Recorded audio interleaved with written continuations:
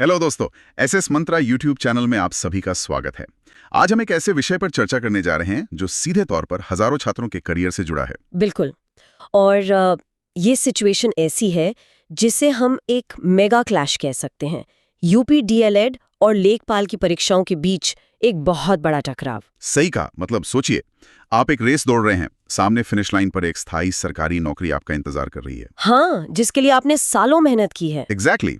पर ठीक एक कदम पहले आयोजक नियम बदल देते हैं और आपके सामने एक ऐसी दीवार खड़ी कर देते हैं जिसे पार करना लगभग नामुमकिन है। और इसी दीवार को, यानी पीएनपी के नए फरमान को, आज हम स्टेप बाय स्टेप समझेंगे। हम पूरी तरह से उन्हीं तथ्यों और डॉक्यूमेंट्स पर फोकस करेंगे जो इस समस्या की जड़ है। तो चलिए इस शेड्यूल के संकट को डीकोड करते हैं। अगर हम डेट्स को ध्यान से देखें तो डीएलएड के सेकंड सेमेस्टर की डेट्स 13, 14 और 15 में हैं। जो कि एकदम सेफ जोन में है। वहां दूर दूर तक कोई क्लैश नहीं है। असली प्रॉब्लम शुरू होती है फोर्थ सेमेस्टर से। Right. वहां पर तिथियां 18, 19 और 20 में तय की गई हैं। और यही वो पॉइंट है जहां क्रिटिकल वार्निंग फ्लैश होती है। देखिए, इसके पीछे का सिस्टम एरर समझना बहुत जरूरी है। असल में 16 और 17 मई को एलटी ग्रेड की परीक्षा थी। अब पीएनपी ने क्या किया? उन्होंने शायद क्लैश अवॉइड करने की कोशिश की। बिल्कुल, एलटी ग्रेड से बचने के चक्कर में उन्होंने डीएलएड की डेट्स को आगे खिसका दिया, पर उन्होंने 21 मई की लेखपाल महापरीक्षा को पूरी तरह से नजरअंदाज कर दिया। यानी ये कुछ वैसा ही हो गया कि आप सड़क पर जा रहे हैं, सामने अचानक एक साइकिल आती है, जो कि यहाँ एलटी ग्रेड का एग्जाम है। हाँ, और आप उस साइकिल से बचने के लिए स्टीयरिंग तेजी से घुमाते हैं और आकर सीधा एक विशाल ट्रक से टकरा जाते हैं। सही कहा। और वो ट्रक है लेखपाल परीक्षा। जैसा कि शिवांश मिश्रा सर ने बताया था, ये पीएनपी की एक अधूरी प्लानिंग थी। एक ऐसी चूक जहां छात्रों के भविष्य की पूरी तरह अनदेखी की गई। और हैरानी की बात तो टाइमिंग है। फैसला 27 तारीख को ही हो गया था ना। एकदम सही। इंटरनल लेवल पर डेट 27 को ही बदल दी गई थी, लेकिन छात्रों को अंधेरे में रखा गया। उन्हें प्लान बी बनाने तक का वक्त नहीं मिला। ये सच में एक बहुत बड़ा प्रशासनिक फेलियर है। अब थोड़ा हम जमीनी हकीकत पर आते हैं, क्योंकि डेट सिर्फ नंबर्स नहीं होते। बिल्कुल नहीं। उनका सीधा असर छात्रों के फिजिकल और मेंटल स्टेट पर पड़ता है। तो चलिए द बिग क्लैश की टाइमलाइन को मैप करते हैं। 20 मई को शाम 4 बजे डीईईएलएड का आखिरी पेपर खत्म होगा। और ठीक अगले दिन 21 मई को सुबह 7 बजे लेखपाल का रिपोर्टिंग टाइम है। यानी अगर हम गिने तो लगभग सिर्फ 15 घंटे का गैप बचता है। हाँ, मात्र 15 घंटे। और इन 15 घंटों में छात्र को पॉइंट ए से पॉइंट बी तक ट्रैवल करना है। मतलब मान लीजिए किसी का डीएलएड का सेंटर झांसी, कानपुर या आगरा में है, वहां से निकलकर उसे दूसरे शहर जाना होगा। और वो भी रातों रात। ये कोई आम सफर नहीं है। लगातार 3 दिन एग्जाम देने के बाद दिमाग वैसे थक चुका होता है। वही तो मैं सोच रहा था।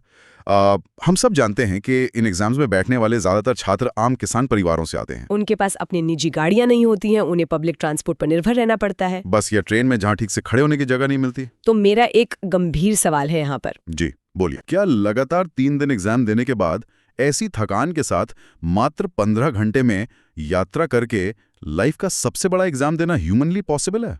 फिजिकली और मेंटली ये लगभग इम्पॉसिबल है। जैसा कि शिवांश मिश्रा सर ने बिल्कुल सही मुद्दा उठाया था, ये उन छात्रों के साथ सरासर अन्याय है जिनके पास यात्रा के सीमित साधन हैं। बिल्कुल, इंसान की एक लिमिट होती है, पर इस फिजिकल थकान से भी बड़ी एक और प्रॉब्लम है यहाँ। आप मानसिक दुविधा की बात कर रहे हैं ना? हाँ, वही जिसे छात्रों के लिए एक धर्म संकट कहा जा रहा है कि आखिर तैयारी करें तो किसकी करें।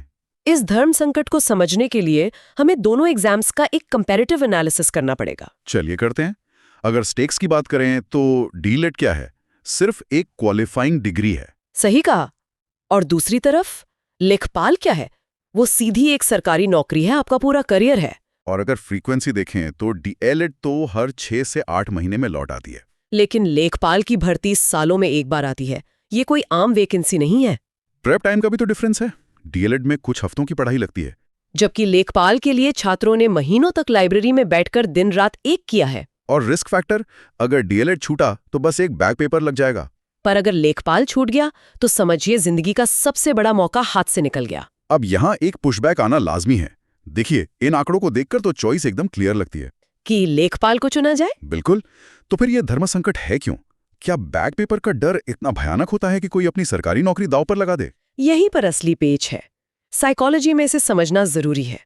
छात्रों ने डीएलएड में अपने 3 सेमेस्टर्स निकाल लिए हैं। उनका टाइम और पैसा इन्वेस्ट हुआ है। एकदम सही। और जैसा कि शिवांश मिश्रा सर ने समझाया है, छात्र अपनी अब तक की मेहनत बर्बाद नहीं करना चाहते। इसीलिए उनका माइंड स्प्लिट हो जाता है। हाँ, लेकिन जब तुलना एक स्थायी सरकारी नौकरी से हो तो डेफिनेटली प्राथमिकता बदलनी पड़ती है। तो इस पूरी प्रॉब्लम को समझने के बाद अब हम एक्शन प्लान पर आते हैं। छात्रों को अभी क्या करना चाहिए? पहला कदम प्रशासनिक स्तर पर मांग करना है।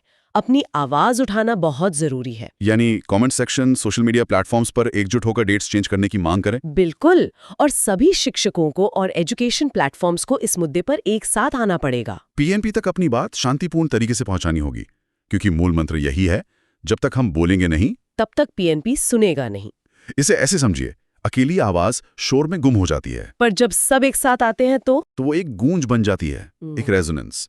और किसी भी सिस्टम के लिए ऐसी गूंज को इग्नोर करना नामुमकिन हो जाता है। सही कहा। लेकिन अगर सिस्टम फिर भी ना सुने तो, अगर डेट्स ना बढ़ें तो छात्रों का प्लान बी क्या होना चाहिए? ये इस चर्चा का सबसे क्रूशियल पॉइंट है, द सर्वाइवल स्ट्रैटेजी। अब हेवी किताबें पढ़ने का वक्त तो जा चुका है। एकदम जा चुका है। अब छात्रों को फनल अप्रोच अपनानी पड़ेगी। फनल अप्रोच मतलब अपनी पढ़ाई को नैरो डाउन करना। हाँ, भारी किताबों को छोड़कर सिर्फ शॉर्ट नोट्स पर शिफ्ट होना। टाइम मैनेजमेंट यहाँ की है। मतलब डीईएल को सिर्फ पासिंग मार्क्स के लिए पढ़ा जाए। बिल्कुल, और अपना पूरा का पूरा फोकस 100% लेखपाल पर बनाए रखें। पर देखिए, एक छात्र के पॉइंट ऑफ व्यू से ये रिस्की लगता है। अचानक बड़ी किताबें छोड़कर शॉर्ट नोट्स पर आना एक बड़ा डिसीजन है। क्या इस क्राइसिस में यही एकमात्र स्मार्ट तरीका है? सही कहा। और सपोर्ट के लिए टेलीग्राम या इंस्टाग्राम पर जुड़ने का ऑप्शन भी है। बिल्कुल, फ्री अपडेट्स और शॉर्ट नोट्स के लिए छात्र उनके प्लेटफॉर्म्स पर जुड़ सकते हैं। बस सर्च करना है SS मंत्रा ऑफिशियल। एकदम।